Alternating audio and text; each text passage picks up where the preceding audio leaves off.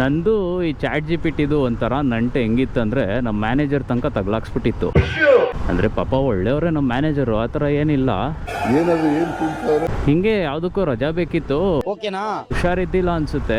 ಅವಾಗ ರಜಾ ಕೇಳೋದಕ್ಕೋಸ್ಕರ ಸರಿ ಅಫಿಷಿಯಲ್ ಆಗಿ ಪ್ರಾಂಪ್ಟ್ ಆಗಿ ಅಂದ್ರೆ ಫಾರ್ಮಲ್ ಆಗಿ ಒಂದು ಮೆಸೇಜ್ ಹಾಕೋಣ ಅಂದ್ಬಿಟ್ಟು ಚಾಟ್ ಜಿಪಿಟಿ ಹೋಗ್ಬಿಟ್ಟು ರೆಫರೆನ್ಸ್ ಅಂತ help me to frame a sentence, I am not keeping well, I have to apply a leave, ಈ ತರ ರೆಫರೆನ್ಸ್ ಹಾಕ್ದೆ ಗುರು. ವೈ ಆಮೇಲೆ ಮಾಡ್ಕೊಡ್ತು ಪಾಪ ಚಾಟ್ ಜಿಪಿಟಿ ಒಳ್ಳೇದೆ. ಹಿಂಗ್ ಮಾಡ್ಕೊಟ್ಟಾದ್ಮೇಲೆ ನಾನು ಕಾಪಿ ಪೇಸ್ಟ್ ಮಾಡೋನು, ಅದು ಕೊಟ್ಟಿದ್ ಮಾತ್ರ ಪೇಸ್ಟ್ ಮಾಡ್ಬೇಕಿತ್ತು. ಯಾಕಣ ನಾನೇನ್ ಮಾಡಿದೀನಿ, ತಗೊಂಡೋಗ್ಬಿಟ್ಟು ಅದನ್ನು ಕಾಪಿ ಮಾಡ್ಕೊಂಡು ಮೇಲ್ಗಡೆ ನಾನು ರೆಫರೆನ್ಸ್ ಹಾಕಿದ್ದಲ್ಲ ಮೀ ಟು ಫ್ರೇಮ್ ಸೆಂಟೆನ್ಸ್ ಅಂತ, ಅದನ್ನು ಕಾಪಿ ಮಾಡಿ ಸೇರ್ಸ್ ಹಾಕ್ಬಿಟ್ಟಿದ್ದೀನಿ. ನಿಮ್ಮ ಜನ್ಮಸ್ಥಳಕ್ಕೂ ನಮಸ್ಕಾರ. ಪಾಪ ಏನ್ ಕೇಳಿಲ್ಲ. ಮುಂದಿನ ದಿನ ಹೋದಾಗ ಗಗನ್ ರಜಾ ಬೇಕು ಅಂದ್ರೆ ನೀನೇ ಬಂದು ಕೇಳು, ಹುಷಾರಿಲ್ಲ ಅಂತ ಒಂದೇ ಒಂದ್ ಲೈನ್ ಮೆಸೇಜ್ ಹಾಕು, ಏನ್ ಪರವಾಗಿಲ್ಲ.